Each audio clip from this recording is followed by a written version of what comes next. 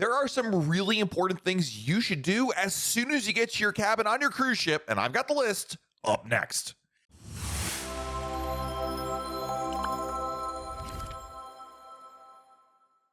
Hey everyone, it's Matt from RoyalCaribbeanBlog.com. Whether you booked a tiny interior room or a spacious suite, your cabin quickly becomes your home away from home on a cruise, and it's really important on the first day to take care of a couple things. It's kind of a combination of housekeeping, checking up, and just making sure everything is exactly the way that you want it. So today, I've got a list of 15 things you should do as soon as you get to your cruise cabin. Starting with number one, and this one almost goes without saying, but it's super important.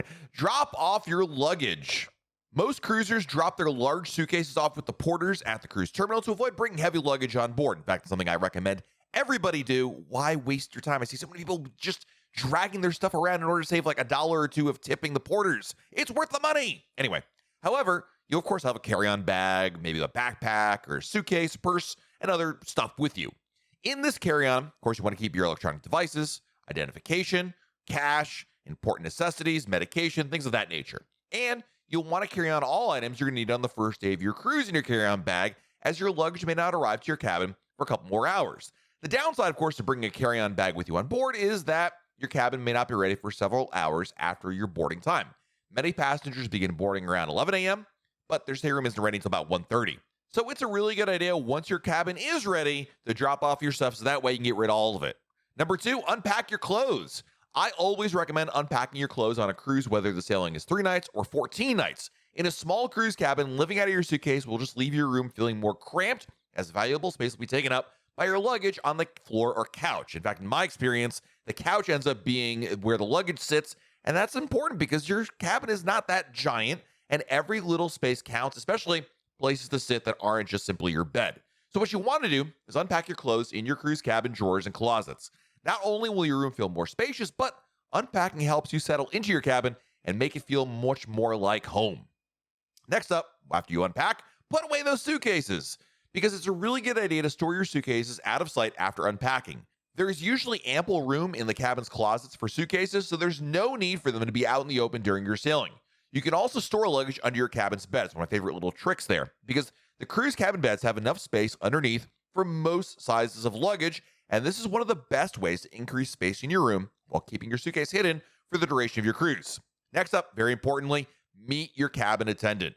Your stateroom attendant cleans your cabin once a day if you're staying in a balcony room or a lower category. If you're staying in a junior suite or higher, then they'll actually clean it twice a day. And I always advise passengers to meet their cabin attendant on embarkation day.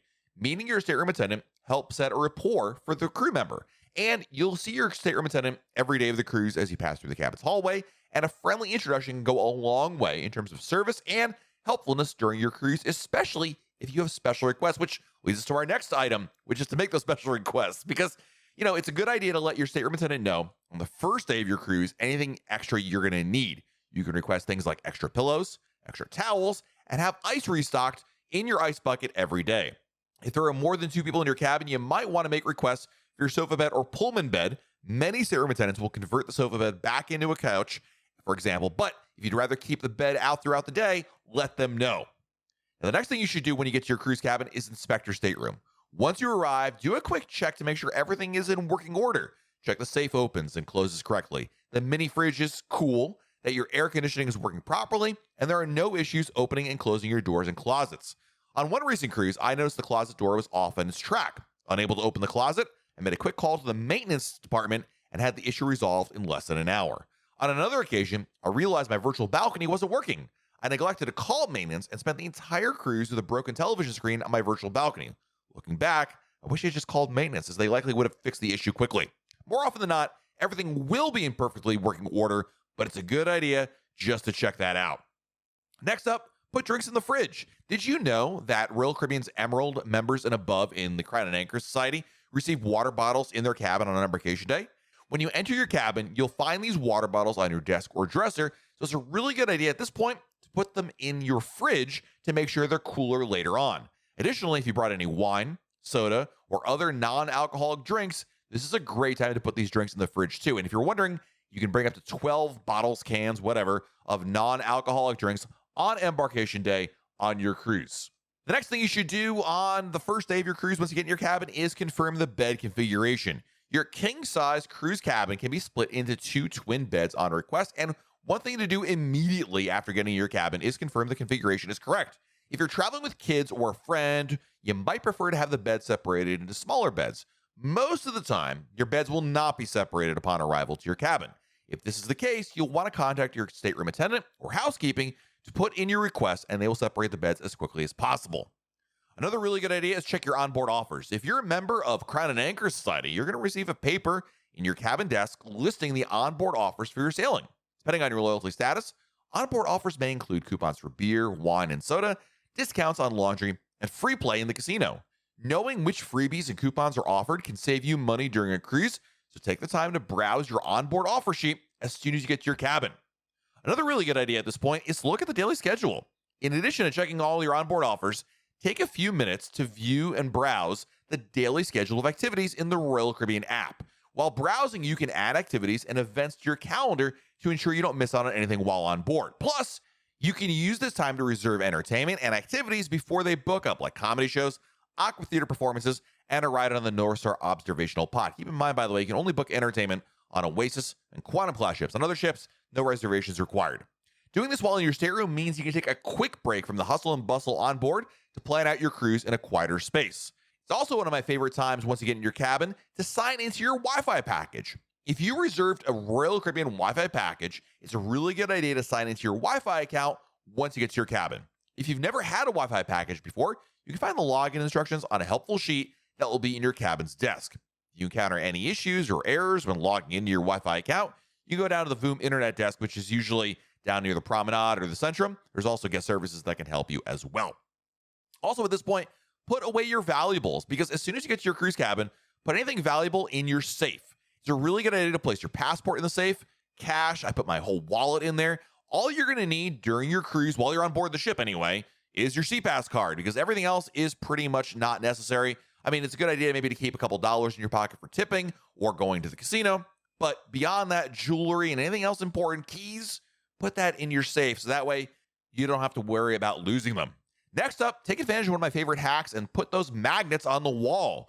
One of my favorite cruise cabin hacks, especially if you're staying in an interior cabin, is to use magnetic hooks on your stateroom walls. Royal Caribbean cruise cabins are magnetic, and magnetic hooks provide extra storage space for items like hats, purses, and jackets. Although newer ships have an impressive amount of storage space, older ships may lack storage. Because of this, many cruisers like to bring magnetic hooks to hang miscellaneous accessories. Placing magnetic hooks on the wall when you get to your cruise cabin can keep your cabin organized throughout the sailing. And then, of course, it's a good idea if you brought any decorations to decorate your cabin door. Just like your cabin walls, the door to your cabin is magnetic. To make cruising more fun, a lot of passengers enjoy decorating their cruise cabin door with magnetic decorations. Decorating your cabin door as soon as you get to your cabin can be a fun way to make your cabin feel more like home. As another plus, it makes finding your cabin a lot easier when walking through the long hallways on the ship.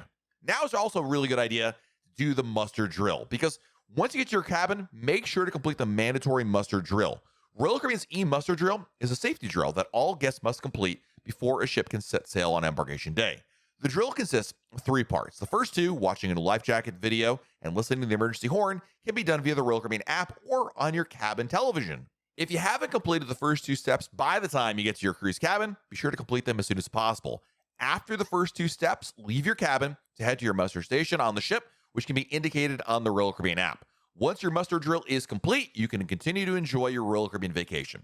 There you have it, 15 things I think you should do as soon as you get to your cruise cabin. Hopefully this will set you up for a great first day on your cruise and be able to continue to enjoy everything without having to worry about, oh gosh, I still got to go do this thing or that thing. Cruise cabin opening up is really the gateway, metaphorically and literally, to beginning an awesome cruise trip.